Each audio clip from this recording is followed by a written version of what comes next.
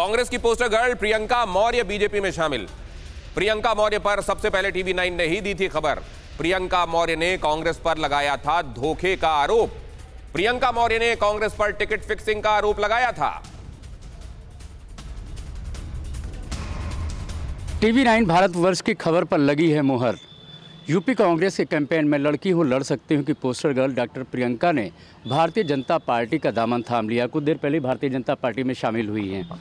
पहली प्रतिक्रिया क्या है आपकी?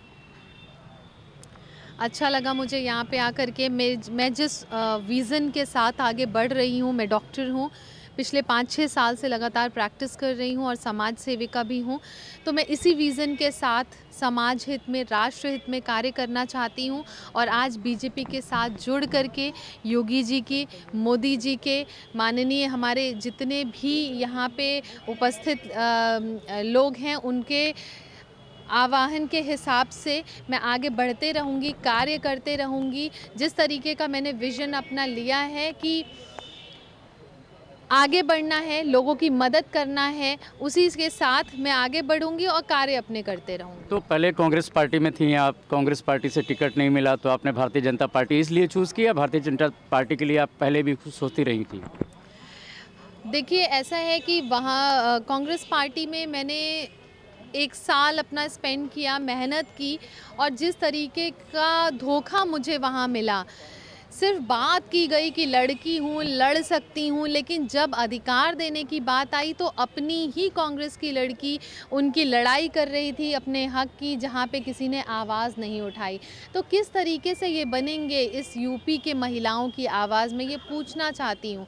सिर्फ बात करने से काम नहीं चलेगा, महिलाओं को हक देना पड़ेगा और मुझे लगता है अपनी पार्टी से ही इनको शुरुआत करनी चाहिए थी, जो इनिशिएटिव इन्होंने नहीं उठाया। तो बीजेपी क्यों? BJP just an option?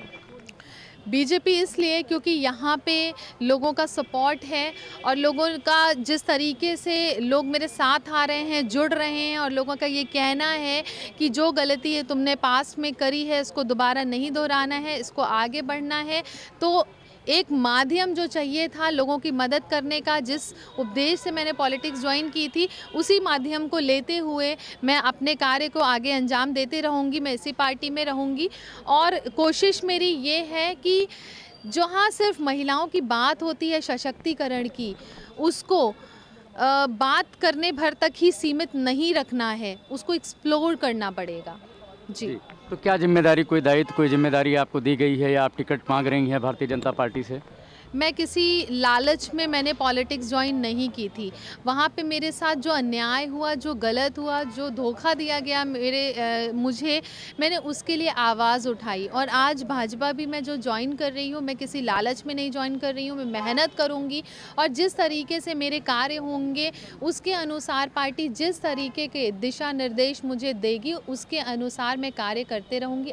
Corona धर्म नहीं देखता, जात नहीं देखता, अमीर गरीब ऊंच नीच नहीं देखता। कोरोना सिर्फ मौका देखता है, लेकिन आप उसे मौका मत दीजिए। बस इतना कीजिए, जब कभी दफ्तर से, बाजार से घर लौटिए तो इतना ख्याल जरूर रखिए कहीं आपके साथ कोरोना आपके घर तो नहीं जा रहा।